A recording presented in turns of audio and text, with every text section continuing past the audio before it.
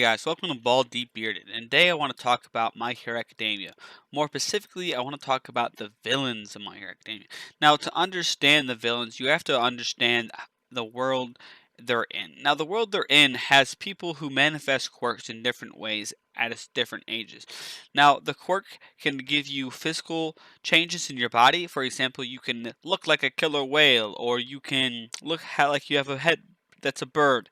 There's so many different things that you can manifest your quirk as, but there's also quirks that are just very dangerous. For example, you can have explosions and things like that that can be really, really scary. Now, the main villain is Shigaraki, and he has the decay, ability. Now, the decay ability, though the decay quirk, is if he has all five fingers on anything, it decays. It, if he has four, if he has three, you're fine. But if all five touch you, you decay, no matter what it is that he's touching. Now, because of that, imagine if you're a child and you manifest that quirk at a young age and you're holding your dog. You're just trying to play with your dog because you love your dog, and now all of a sudden your dog just decayed and blew away in the wind. And you don't know why. You don't know what happened. So you scream and you cry, and your mother comes to you, and as your mother comes, you touch her and hug her, and she dies before your eyes too. And to me, I was not expecting that kind of dark characters in My Hero Academia when I started. I thought that I would have some superheroes, some supervillains. These are the good guys. These are the bad guys. But then all of a sudden, I have a character like Shigaraki, who was treated poorly after this because he was just a kid. He didn't know what he was doing. But after he killed his mother, his father was looking at him like he was a monster. Like, what have you done? Like, he doesn't know what he's done. He's scared. He's a child. And I understand being sad and traumatized, but then you attacked your son basically, verbally and emotionally afterwards. And then he accidentally kills his father and he ends up living on the streets. And everybody kind of just looks at him and treats him like dirt. So it's like, okay, he sits there, he's a child, he accidentally killed his entire family, including his childhood pet, and he doesn't know what's going on, and now everybody treats him like dirt. Of course he became a villain, because eventually some bad guy walked up and was like, hey, it's okay to be a bad guy. Doesn't matter what you did, and pushed him into becoming the villain he is today. Think of Bakugo. Bakugo has a very dangerous quirk that could easily kill people if used, recklessly. So what if Bakugo used his quirk when he was a child unknowingly and killed his dog? And then his mother came in, he goes to hug his mother, and now Bakugo kills his mom. Now his dad's angry and yelling at him like, how could you do this? And he accidentally kills his dad. And he lives on the street and everybody looks at him like he's dirt, and he's already kind of a hot-headed kid. What would happen to him? He would be Shigaraki. So many characters could have easily become villains in that story. And that's what makes them so good, is because they're not just these I'm bad because I'm bad. They're bad because of how the world treated them. They weren't given a chance. All they known since their childhood was to be bad, because that's how they were treated. They were covered in all this darkness that they couldn't find the light, and now it's just maybe too late for them to find it. They don't know any other way to live, because that's the only type of life they were given. I mean, people who are in the top 10 heroes, like Gang Orca, he was known as the hero that looks like a villain.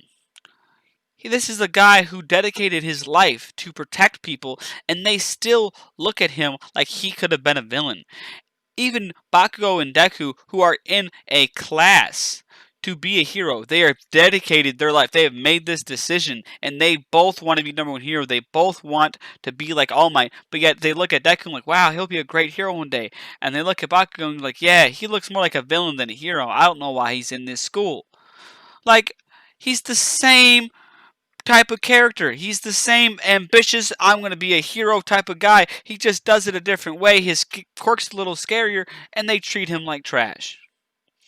And it's like, why couldn't they just treat people like who they are in a person? If somebody would have just went to him as a child and like, listen, we can't touch. Clearly, something's happening with your quirk that is causing people to die. So we're gonna have to be careful, he goes, but it's gonna be okay. And they gave him that shoulder to lean on. Then maybe he would have became a better person. Maybe he would have became a hero even.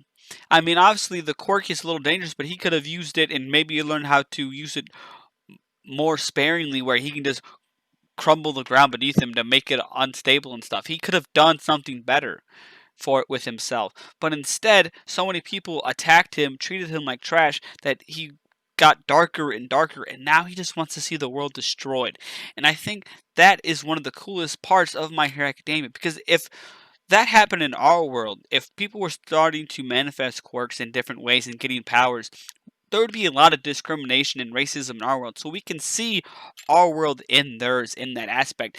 But also, you don't only see our world in their world in the bad ways either, because you can also see our world wanting to make industry like the Hero Association. But you can also see people who would want to make clothing specifically for people with quirks that can't have normal clothing just to make a quick buck. You can see all those different things that could happen in our world if we got powers as well.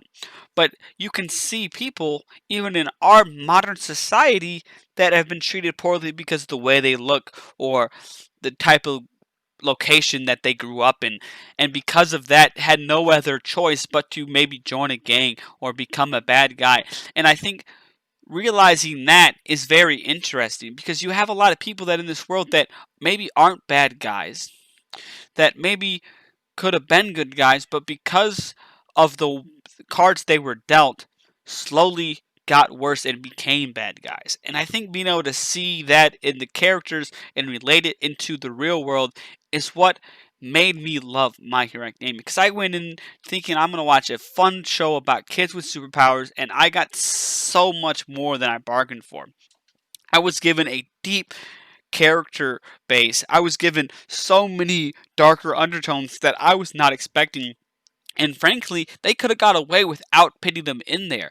But he did. He took the risk of like, hey, I'm going to take this, what could be a simple, funny story, and I'm going to add these darker characters, and I'm going to see if people are going to relate to it. And they did. I mean, you even got characters like Stain, who just had this really high idea of what a hero should be.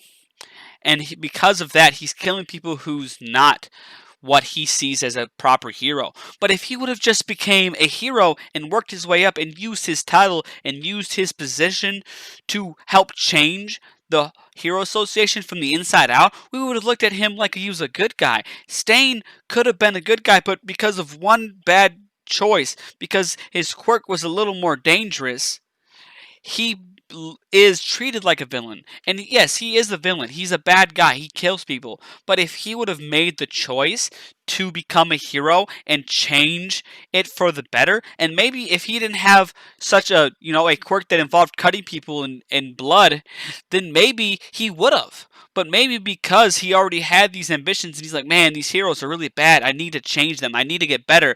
But every time he tried, maybe he got thrown away. He's like, nah, you're just a villain. I mean, come on, you're going to come in there and cut people with knives? That's not what a hero does. But he has these good ambitions, but he wasn't allowed to make them happen. And because of that, slowly his ideals were warped until he became the hero killer Stain. And that's what's so good about all these villains. For example, you have Overhaul, who is just a bad guy. Because you show all these characters that have all these different abilities and stuff, and you set up these characters, but then you also have characters that just are plain bad. There's no, I had a bad backstory. People looked at me weird because Overhaul looked normal, but he just wanted to be a bad guy. And because you have these different types of villains that all in their own aspect are really, really interesting, really cool people, that makes My Hero Academia what it is. I don't love My Hero Academia because of the heroes. And I know that's the main thing. It's about to be about Deku, but I love Shigaraki. I love Hero Killer Stain. I love Overhaul. I love All for One. I love these villains. Whether they have this good backstory or not, they're all unique in their own way and what made them their villains. And I think that's amazing to see because in a show about kids with superpowers, you could have just easily gone, this is a bad guy, he wants to do bad guy things, and we could have just ended at that. And honestly, most people would have been, that's cool, that's okay, that's understandable. But they went that extra step to make them feel like real people, to make them relatable, these villains relatable. And because of that, you made this story that grows.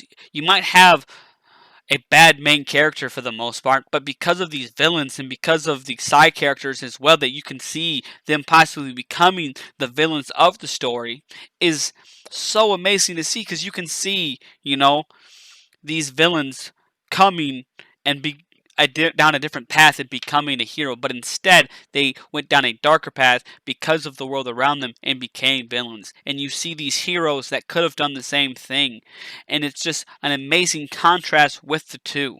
And that's all I really have to say about them, because that's all I really need to say. So thank you for coming in to Baldy Bearded, and see you next time.